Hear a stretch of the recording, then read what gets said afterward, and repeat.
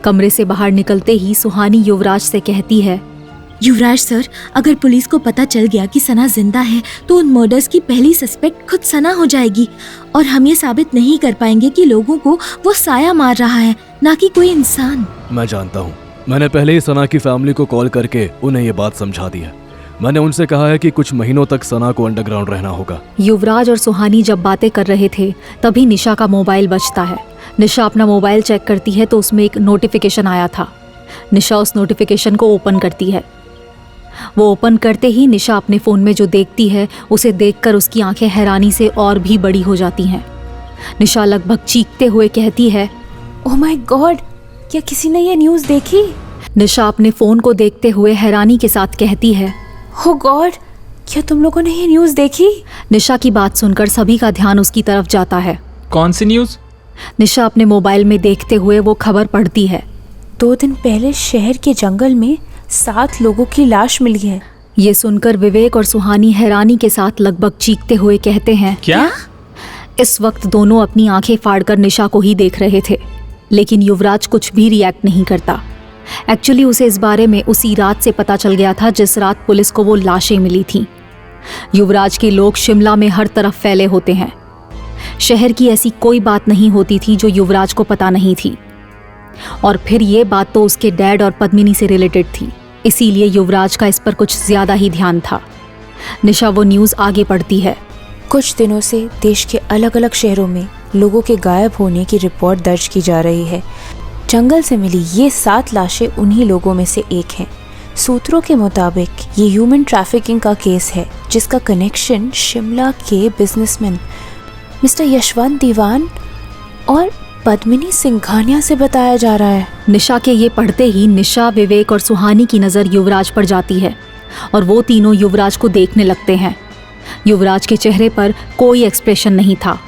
वो एक कमरे की तरफ इशारा करते हुए कहता है, तुम लोग उस रूम में जाकर आराम कर सकते हो, मुझे कुछ जरूरी काम है। ये कहकर युवराज दूसरे कमरे में चला जाता है। युवराज कमरे में जाकर बेड पर बैठ जाता है और अपना लैपटॉप निकालकर उसमें कुछ देखने लगता है। दूसरी तरफ सुहानी, निशा और विवेक युवराज के बताए कमरे में चले जाते हैं। तीनों इस वक्त बहुत ज़्यादा हैरान थे। निशा बेड पर जाकर लेट जाती है और थोड़ी ही देर में उसे नींद आ जाती है। सुहानी और विवेक पास के काउच पर जाकर बैठ जाते हैं। ये कैसे हो सकता है? विवेक की ये आवाज़ सुनकर सुहानी का ध्यान उसकी तरफ जाता है। वो अपनी आंखें सिकोड़कर कहती है, तुम क्या कह रहे हो? ये कैसे हो सकता है? सुहानी, तुम नहीं जानती, लेकिन युवराज दीवान या उसकी फैमिली के बारे में कोई भी न्यूज़ उनकी बिना परमिशन के इस तरह से वायरल नहीं हो सकती। उनके पास एक बहुत बड़ी टीम है जो उनकी पब्लिक इमेज को हैंडल करती है। वो शिमला ही नहीं बल्कि इंडिया के भी जाने माने बिजनेसमैन है। आखिर कौन है जो इन सब के बावजूद उनके डैड के अगेंस्ट ऐसी न्यूज़ वायरल कर सकता है? एएसपी अर्नव सिंह, उन्होंने ही ये न्यूज़ वायरल करवाई है। सुहानी का जवाब सुनकर विवेक शॉक्ड रह जाता है। तुम इतने कॉन्फिडेंस के साथ कैसे कह सकती हो कि ये न्यूज़ एएसपी अर्नव सिंह ने वायरल करवाई है?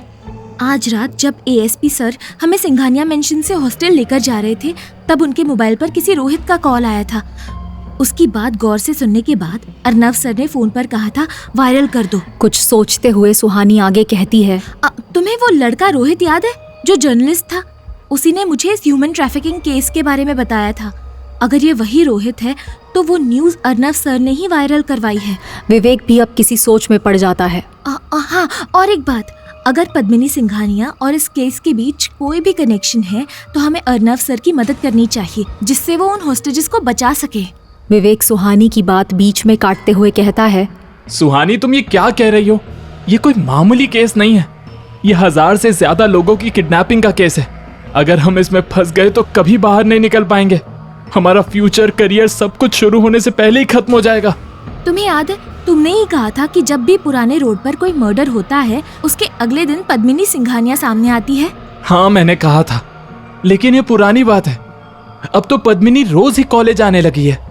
सुहानी उसे बीच में ही टोकते हुए कहती है, हाँ, अब वो रोज आती है, लेकिन ये भी तो हो सकता है ना कि उन लोगों को पद्मिनी ने ही किडनैप करवाया हो और जिस दिन उसे शिकार नहीं मिलता वो उन लोगों को मार देती होगी। सुहानी की बातें सुनकर विवेक की आंखें हैरानी से बड़ी हो जाती हैं और उसका मुंह खुला रह जाता है। वो घबराहट भरी आवाज में कहता है, हाँ, ये हो सकता है। और सना ने भी तो कहा था कि वो साया कभी विशिंग वेल तो कभी किसी कमरे में सना के हाथों लोगों को मरवाता था। अगर पद्मिनी ही वो साया है, इसका मतलब वो उन सभी हॉस्टेजेस को मार देगी। सब कुछ जानकर भी हम चुप नहीं बैठ सकते विवेक, हमें बिना सामने आए एएसपी सर की मदद करनी होगी। विवेक सुहानी की बात से सहमत होकर कहता है, तुम ठीक कह रही हो, हमें ये काम बिना सामने आए ही करना होगा, क्योंकि अगर युवराज सर को थोड़ा भी शक हुआ कि हम उनके डैड के अगेंस्ट पुलिस की मदद कर रहे हैं तो पता नहीं हमारा क्या होगा। विवेक के ऐसा कहने पर कमरे में सन्नाटा छा जाता है। जिस कमरे में सुहानी और विवेक ये बातें कर रहे थे, उस कमरे की दीवार के दूसरी तरफ युवराज बैठा था। वो सुहानी और विवेक के बीच हुई सारी बातें सुन रहा था। तुमने बिल्कुल ठीक कहा, मैं तुम लोगों को अपने डैड के अगेंस्ट पुलिस की मदद नहीं करने दूंगा। कुछ देर बाद सुबह हो जाती है। सना के पेरेंट्स वहां आकर उसे अपने साथ ले जाते हैं।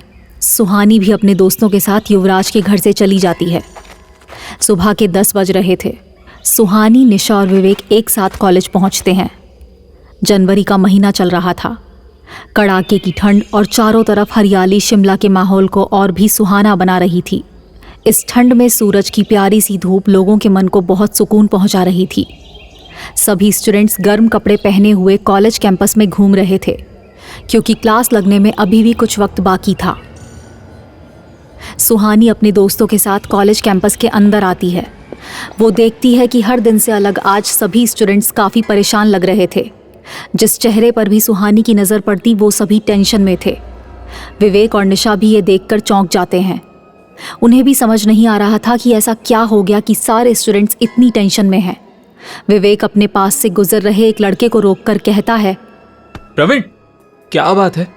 कॉलेज में सब इतने परेशान क्यों लग रहे हैं? प्रवीण विवेक का हाथ झटककर अपने कंधे से हटा देता है। भाई परेशान मत कर, अभी दिमाग सही नहीं है। ये कहकर प्रवीण वहां से चला जाता है। निशा उसे अजीब सी नजरों से देखते हुए कहती है, इसे क्या हुआ? इसकी गर्लफ्रेंड किसी के साथ भाग गई क्या जो ये ऐसे रो रहा है? निशा ऐसा कहते हुए अपनी क्लासमेट रिया के पास चली जाती है। सुहानी और विवेक भी उसके साथ चलते हैं। यार रिया, ये कॉलेज में सबको क्या हो गया है? सबका मुंह क्यों लटका हुआ है? तुझे नहीं पता क्या? मुझे क्या नहीं पता। हमारा सेमेस्टर एग्जाम कब होने वाला था? Next month. जो एग्जाम नेक्स्ट मंथ होने वाला था वो परसों से स्टार्ट हो रहा है। ये सुनते ही सुहानी और विवेक एक साथ चीखते हुए कहते हैं, क्या? निशा तो ये सुनकर सदमे में ही चली गई थी और उसके मुंह से एक भी शब्द नहीं निकल पा रहा था। वो बस अपनी आंखें बड़ी करके और मुंह खोलकर खड़ी थी। कुछ वक्त तक निशा इसी हालत में खड़ी रहती है। निशा की ऐसी हालत देखकर सुहानी उसका कंधा पकड़कर उसे हिलाते हुए कहती है, निशा। निशा एक झटके से होश में आ जाती है। होश में आते ही वो पैनिक करते हुए कहती है, ये कैसे हो सकता है? एग्जाम तो नेक्स्ट मंथ था ना। 15 दिन पहले एग्जाम कैसे आ सकता है? अब हम क्या करेंगे? अगर मैं फेल हो गई तो मेरी पॉकेट मनी फिर से आधी हो जाएगी। नहीं, ऐसा नहीं हो सकता। ये कॉलेज वाले ऐसा नहीं कर सकते। सुहानी और विवेक निशा को शांत करने की कोशिश करते हैं। विवेक अपने बैग से बोतल निकालकर निशा को पानी पिलाता है। कुछ देर बाद निशा थोड़ी नॉर्मल होती है। वही उदासी अब सुहानी, निशा और विवेक के चेहरे पर भी आ गई थी। तीनों कॉलेज के बड़े से हॉल में एक पिलर के पास खड़े थे। ऐसे अचानक एग्जाम प्रीपोन करने की क्या वजह हो सकती है? विवेक और निशा भी इसी सोच में डूबे हुए थे। तभी प्रिंसिपल ऑफिस से पद्मिनी सिंघानिया बाहर निकलती है। उसने आज येलो कलर की साड़ी पहनी थी। उसके लंबे स्ट्रेट बाल खुले हुए थे। उसके चेहरे से साफ पता चल रहा था कि वो बहुत ही ज्यादा गुस्से में है। गुस्से से उसकी आंखें लाल हो गई थीं और वो बहुत तेजी से चलते हुए कॉलेज के बाहर जा रही थी। उसे आते देख कॉलेज के स्टूडेंट्स डरकर उसके रास्ते से हटने लगते हैं। सुहानी की नज़र पद्मिनी के दाएं हाथ पर जाती है। उसके हाथ में एक पट्टी बंधी थी। उसे देखकर सुहानी अपने मन में कहती है, अजीब इत्तेफाक है, पद्मिनी सिंघानिया ने उसी हाथ पर पट्टी बांधी है जिस हाथ पर कल युवराज सर को चोट लगी थी। सुहानी काफी टाइम से पद्मिनी और युवराज के बीच कोई कनेक्शन नोटिस कर रही थी और शायद उसे समझ भी आ रहा था कि उनके बीच ये कनेक्शन क्यों है और क्यों युवराज इस बारे में कोई बात नहीं करता। पद्मिनी गुस्से में कॉलेज के बाहर जा ही रही थी, तभी सामने से युवराज कॉलेज के अंदर आता है। अब पद्मिनी और युवराज आमने सामने थे। पद्मिनी गुस्से भरी नजरों से युवराज को देख रही थी। जबकि युवराज अपने उसी एटीट्यूड से एक नज़र पद्मिनी को देखकर अपनी नज़रें फेर लेता है, जैसे वो युवराज के लिए कुछ मैटर ही नहीं करती। ये देखकर पद्मिनी का गुस्सा और भी बढ़ जाता है। युवराज पद्मिनी को इग्नोर करके वहाँ से चला जाता है। युवराज के जाने के बाद निशा कहती है, यार कुछ भी कहो, युवराज सर का एटीट्यूड किलर है। किसी भी लड़की को इनसे पहली नज़र में ही प्यार हो सकता है। विवेक निशा को घूर कर देखता है। अब निशा को अपनी गलती का एहसास होता है और वो इधर उधर देखकर चुप हो जाती है। इधर युवराज प्रिंसिपल ऑफिस में एंटर करता है। उसे देखते ही प्रिंसिपल अपने चेयर से उठकर युवराज को वेलकम करता है। युवराज भले ही कॉलेज में पढ़ाता था, लेकिन सही मायने में वही कॉलेज का ट्रस्टी था। कॉलेज का पूरा स्टाफ उससे घबराता था, क्योंकि सभी युवराज के स्ट्रिक्ट बिहेवियर से वाकिफ थे। प्रिंसिपल थोड़ा नर्वस होकर युवराज से कहता है, सर, आपके कहने पर हमने एग्जाम प्रीपोन कर दिया है। कॉलेज का एग्जाम परसों ही स्टार्ट हो जाएगा। युवराज बिना कुछ कहे हाँ में अपना सर हिला देता है और प्रिंसिपल ऑफिस से बाहर चला जाता है। वो प्रिंसिपल से बस कंफर्मेशन लेने आया था कि एग्जाम प्रीपोन हो गया है। प्रिंसिपल की भी हिम्मत नहीं होती कि वो युवराज से एग्जाम प्रीपोन करने की वजह पूछे।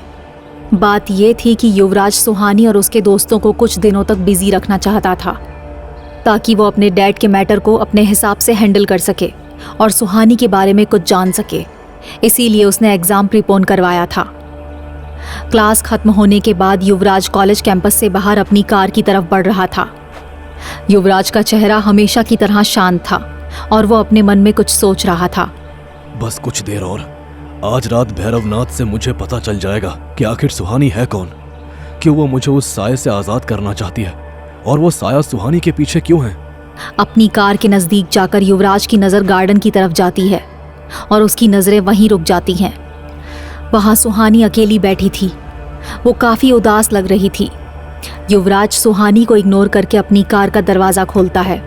वो कार के अंदर बैठने ही वाला होता है, लेकिन रुक जाता है। हमेशा की तरह इस बार भी युवराज सुहानी को इग्नोर नहीं कर पाता और उसकी तरफ बढ़ जाता है। सुहानी के पास जाकर युवराज देखता है कि वो गार्डन में एक चेयर पर बैठी थी और अपने हाथ में रखी किताब को एकटक देख रही थी। सुहानी को देखकर साफ समझ आ रहा था कि वो अभी पढ़ नहीं रही है, बल्कि कहीं खोई हुई है। तुम यहाँ क्या कर रही हो? युवराज की आवाज़ सुनकर सुहानी का ध्यान टूटता है और वो फौरन अपना सर उठाकर सामने देखती है। अपने सामने युवराज को खड़ा देखकर सुहानी चौंक जाती है और हड़बड़ाते हुए उठकर खड़ी हो जाती है। सर, आप यहाँ? युवराज अपना सवाल फिर से दोहराता है। तुम यहाँ क्या कर रही हो? सुहानी को समझ नहीं आता कि वो क्या जवाब दे। तभी उसकी नज़र अपने हाथ पर रखी किताब पर जाती है। सुहानी उस किताब को थोड़ा आगे बढ़ाकर कहती है, मैं बस पढ़ाई कर रही थी, एग्जाम आने वाले हैं ना। युवराज फिर से सुहानी की किताब को देखता है और उसके हाथों से वो किताब लेकर उस किताब को सुहानी की तरफ पलटते हुए कहता है, मुझे नहीं पता था कि तुम उल्टी किताबें भी पढ़ सकते हो। युवराज के ऐसा कहते ही सुहानी की नज़र उस किताब पर जाती है और उसे एहसास होता है कि वो किताब उसने उल्टी पकड़ी हुई थी। सुहानी युवराज के सामने एम्बैरेस हो जाती है और अपनी नज़रें इधर उधर दौड़ाने लगती है, लेकिन युवराज की नज़रें अभी भी सुहानी पर टिकी हुई थीं। आगे की कहानी जानने के लिए देखिए अगला एपिसोड सिर्फ पॉकेट FM के YouTube चैनल पर, और साया अ कर्स्ड लव स्टोरी के सारे एपिसोड्स को सुनने के लिए डिस्क्रिप्शन में दी लिंक से डाउनलोड करें पॉकेट FM ऐप।